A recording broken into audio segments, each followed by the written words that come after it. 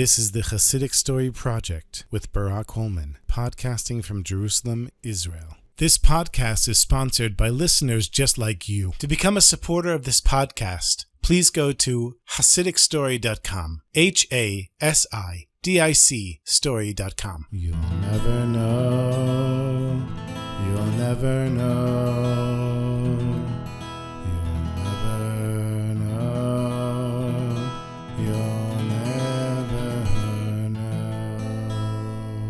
In the time of the Baal Shem Tov, in the city of Vilna, there were two simple tailors. And they weren't very good tailors, but they knew how to make simple clothes for simple people. And they would go around to all the little towns and villages, taking orders and sewing clothes for people. Since the two of them were both from Vilna, and they both traveled around these towns, eventually they met up, and they decided to become partners. They would split the profits 50-50. And one time, after they were away from home for 2 full years, they passed by a certain village, and according to their custom, they went to one of the Jews living there to spend the night. And it happened to be that this Jew was a farmer who was also a tax collector for the local poritz. And when they came to him, they saw he was kind of depressed. And they asked him, "What's going on?" He said, I've been working for this poritz for such a long time. It's not an easy job to collect taxes. Everybody hates me.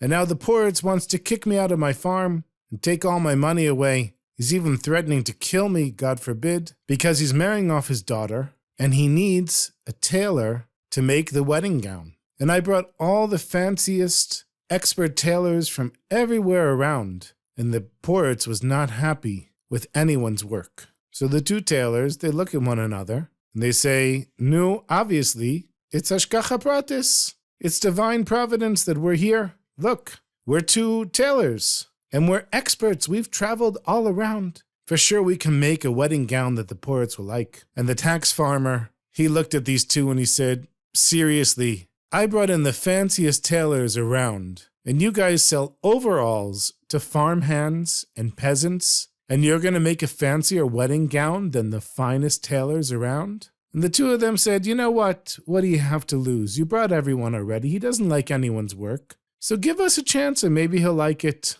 And after enough time, the tax farmer agreed, and he took the two tailors to the poritz. They did a sample job for him, and not only did he like the sample, he loved it so much he asked them to make all of the bridal wardrobe for his daughter, and also for the groom, and for the whole family. And the two of them did it on the spot. They started measuring that day. They worked for a few weeks. All the work was done, and they got paid a very nice amount of money. And as a bonus to the tax farmer, the poritz agreed not to kick him out of his house and to let him keep collecting taxes for the poritz. So now the poritz's wife, she looked at these two tailors, and she saw how happy they were that the poritz had agreed not to ruin the life of the Jewish tax collector. And she said, "You know what? Maybe these two Jews would be willing to pay for that Jewish family we threw in the dungeon. Why don't you ask them? Maybe they'll pay us some money for him." And so the poritz told the two tailors that there's another Jewish tax farmer who didn't collect taxes, and he owed a lot of money. And so the poritz threw him in prison with his entire family. And at this point, all they want to do is die. So one of the tailors said, "No, how much do they owe you?" And the answer was 300 silver rubles, which was an absolute fortune at the time. And one of the tailors turns to his partner and he says, "No, what do you think?" And the other one said, "Look, if it were a little less money, there's no question I would pay it right away. But 300 silver coins? I don't even know how much money the two of us have made over the last couple of years." So they decided to do a calculation. And it came out that over the 2 years, including the work that they had done for the poritz, they had made a total of 600 silver coins, which meant that each of them had earned 300, the exact amount that it would take to ransom this family and do the mitzvah of redeeming a captive, pidyon shvuim. So one of the tailors said to his partner, "I'm breaking our partnership. Give me my 300 silver coins." And the partner said to him, "Are you crazy? This is a lifetime's amount of work. For 2 years we worked for this, plus all the money that the poritz paid us." But the other partner said, "I don't care. I'm redeeming this family no matter what." And so he takes the 300 silver rubles and he gives it to the poritz.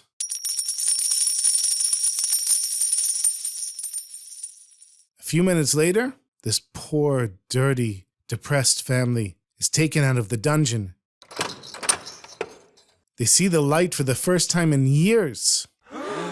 And when the poritz says, well, you should thank that tailor over there because he gave his whole life saving for you, the family came and they hugged him and they thanked him. They said, we can never repay the debt. Thank you so much. And then they left.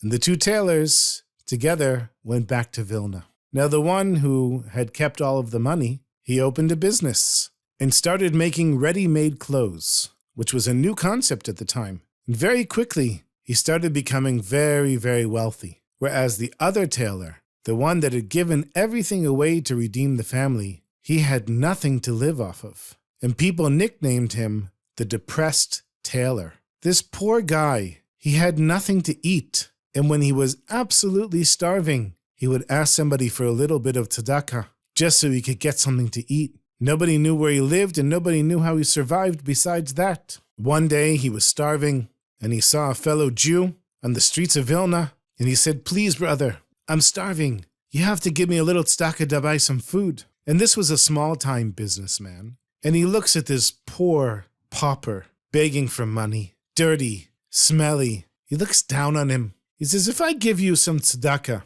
what are you going to give me in return? And the depressed tailor, he said, I'll give you my brachos. The businessman smiled and he said, you know, the blessings of a fool are probably worthless. Here's a little bit of tzedakah. And then he walked away and forgot about it. Now this businessman was a flax merchant, and he would travel around buying up flax and then bring it back into town and resell it. And on the day that he met the tailor, he was going to a farm of a particularly difficult customer who he always had a hard time making deals with him. And this time, there were no problems with the deal, and not only that, he bought the flax for a really cheap price. Everything went smoothly, and that never happened before. So obviously, he bought the flax cheap, he sold it for the regular price, so he made a lot of money. It wasn't long before he had to go out to another farmer and make a deal with him, and he figured he better find that tailor, give him a little tzedakah and get a bracha.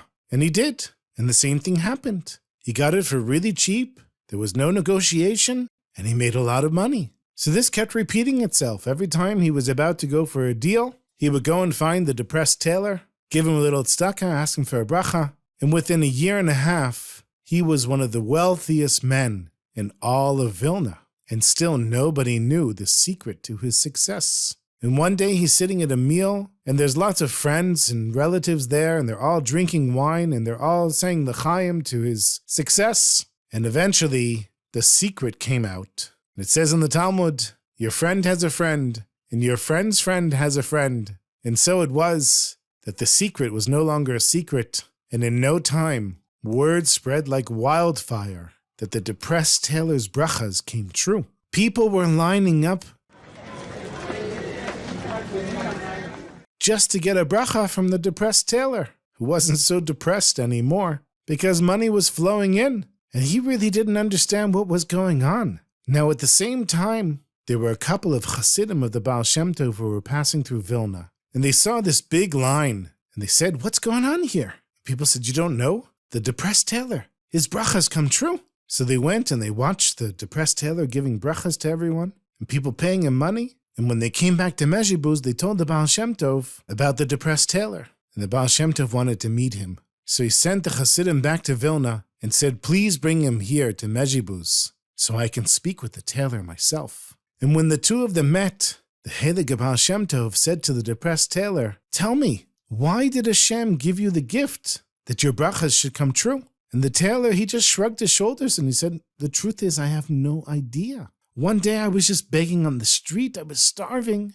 I got some tzedakah from this guy. I gave him a bracha. Next thing I know, people are waiting in line to get brachas from me. So the Baal Shem Tov said, try to remember, did anything special happen in your life? And of course, the tailor forgot all about ransoming that family, giving away his life saving to save them. The Baal Shem Tov started with the tailor when he was a young boy, and eventually they got to the point where he spent his life savings to redeem this family. And the Baal Shem Tov said, that's the reason that your brachas are coming true. He said, listen, I need you here in Mezhibuz. I'll give you a full-time job. You'll never have to worry about money or food or anything. And the tailor was a little confused and he said, Rebbe, I don't understand. He said, you're going to sit with me and I'm going to teach you the revealed and the secrets of Torah. And slowly you'll grow in your Torah learning. And the day will come when you will pay me back for what I'm doing for you. Now, the tailor didn't really want to be giving all these brachas and didn't want to be standing all day collecting money. He didn't want to starve, of course, but money wasn't that important to him. And to be by the holy Baal Shem Tov, that was such a gift. And so he agreed. And for the next few years, the two of them learned together. And this depressed tailor became a great tzaddik. And eventually he was made the mashpia, the spiritual advisor to the yeshiva in Mezhibuz of the Baal Shem Tov. And he would sit with all the Chassidim and farbreng and share with them his life experiences. And of course, whenever anybody needed a special bracha, the tailor, who was no longer the depressed tailor, but the happy tailor, was able to give a bracha to help that person break through.